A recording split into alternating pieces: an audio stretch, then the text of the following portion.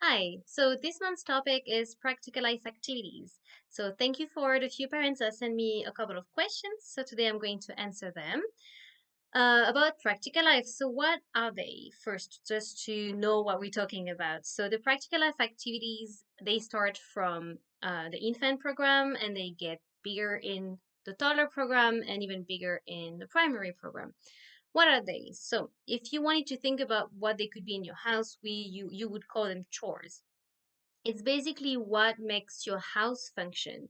Like after you have a meal, you would put everything in a dishwasher, or when you go to the grocery store and you that's it's practical life. It helps you move on with your day and then get to the next step. So that's a practical life activity. So when Montessori created her education, she mimicked what was happening in the house into the classroom, so then it would really feel like at home, and that would be like the best environment for a child to learn bigger concepts. And by showing and guiding a child on how to be independent and being functioning within a community, like your house is your family, that's a small community in itself. When they have to do it in their classroom, it is a community as well. So finding your place at home and finding your place in the classroom, that's the link that we have in terms of practical life at home and in the classroom. Also, those activities bring so much more than just being a functional human being. They also give you eye-hand coordination. They strengthens the muscles of the hands and the body. And like a child who is carrying a very heavy bag when they're like after the grocery store, although they are maybe 20 months old, they're also preparing them with the entire body coordination for maybe pulling up and down pants when they're going to be toilet learning. So all of those things can bring something bigger and greater in the future. So that's why they're important in a Montessori environment, and they are part of the materials in the classroom and the work cycle. So what did I want to say? Yes. So in the infant and then moving on to toddler, you have practical life from the environment itself, like changing your shoes, washing your hands, watering the plants, carrying your lunchbox when you're 18 months old and just learning how to walk. This is hard work. So all of this, and then you have practical life from the shelf, and especially in primary environment, and that would be work from getting the snack ready for yourself, washing and cleaning up after yourself, uh, for yourself, but maybe for others as well. So all of this would also bring you, as I said, eye-hand coordination, development of patience, and responsibilities of yourself, of others, of the classrooms. And when you master this about yourself and the environment, you then suddenly freeing up space in your mind and your body and your hands for getting bigger concepts and bigger skills. And you can focus more because you practice patience, and so you practice concentration and focus, so then you can learn bigger things and you don't have to be worried about, oh, I'm hungry, no, I need to rely on an adult to give me the food. Well, no, because in a Montessori environment you would actually be mastering the independence of, I'm hungry, I'm gonna cut myself a piece of fruit, eat it, wash my hands, clean up after myself, and go back to my work. And I'm not relying on an adult anymore. So that's a beautiful thing about practical life.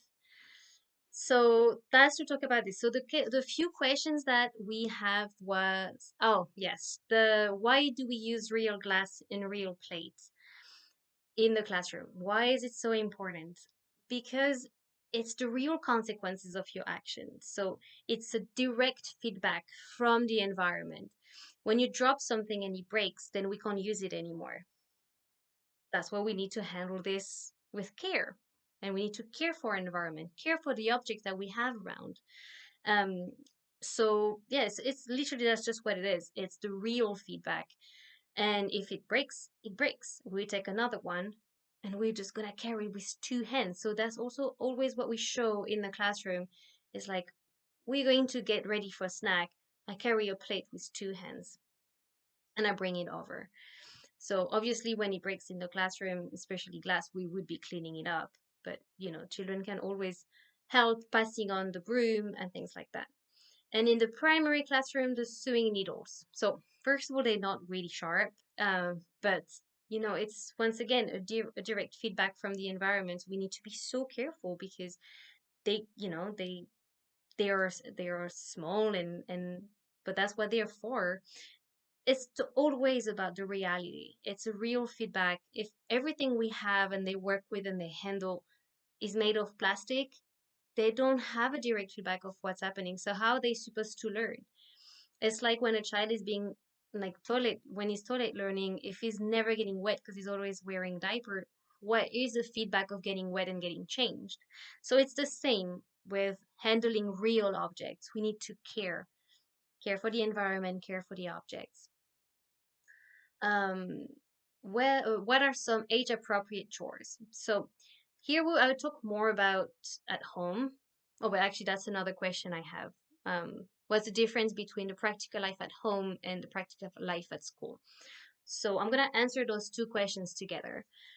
um Practical life at home really are chores, and then we take those and we put them into the classroom and we break them down. So, by giving a lesson of a practical life activity in a classroom, we break down those movements. We, with our fingers, with our hands, we give them language as well. And so we will help the child to have this endless possibility of practicing, of having the time, of doing it again and again and again, which when you're at home sometimes, because there are activities to get to the next step throughout your day, but sometimes we don't have the time to do this with our children, like getting ready to go to school, putting shoes on. Sometimes we just simply don't have the time, and that's what the world and the society that we live in right now. So at school we give them those opportunities. We take more the time and we give those opportunities more because it's easier, because that's what we're here for. So that would be the difference. But for example, things that you could do at home that we don't necessarily do at school would be helping with the washing machine, helping carrying the bucket and emptying the basket of dirty clothes into the washing machine, emptying the washing machine, the dishwasher, a great one. Your child can carry the plate and put it in a dishwasher. Unloading the dishwasher is a great thing. Helping your child at the grocery store. You could have a list of pictures of vegetables and your child can help pick the things or put it in a bag or carrying the bag and emptying the grocery bags into your house. All those little things that make your house function, they can participate in. You just have to be aware of what's your child's strength and just give them the opportunity to help. But they do want to be there. They do want to help and they want to participate.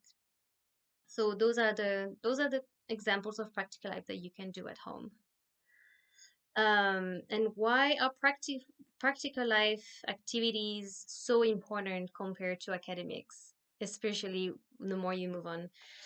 Because as I explained at the beginning, they will, once they learn and they are mastered, they free the mind, and like they will make space for bigger concepts and skills to be learned.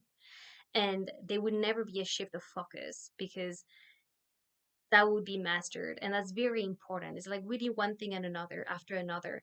So when a child would be ready for a bigger academic concept, what if the child has to actually learn how to feed himself, but then he has to go back and learn that? And then when you have to go back and learn that skill that you should have learned before when you were capable of, and you had that window, that need, and that will to learn this at that time, but you didn't, then suddenly you're wasting time for what you could be learning at later. You see how that works? And so then you're gonna miss on that step and then move on to the next one. And so it's easier to really guide your child to be independent that way, using those practical life activities. To then the academics would just come, then they will come at the time when they need to be there and to be learned. So that's how it's related together, and that's why they are so important. They're not learning how to clean a table, they're learning how to be independent, and how, like, learning how to be a functional human being in a community at home and at school, and to be independent. And independence is the key to every success for in life. So that's why they are so important. So thank you for all your questions. And the next month and last would be actually toilet learning and toilet independence. So that will be interesting, from actually infant and how to get your child ready to get him ready to move on to the big step of toilet learning. So obviously, all the toddler families are very welcome to send their questions. And then it's also interesting for the primary children because we sometimes see some sort of regression. And so it'll be interesting to talk about this. So if you have any questions, please send them to me. It was very nice to have all your questions. Thank you.